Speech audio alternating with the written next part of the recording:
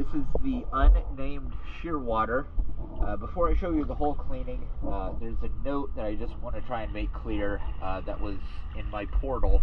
It said to take out or drill out a screw to one of the trim tabs.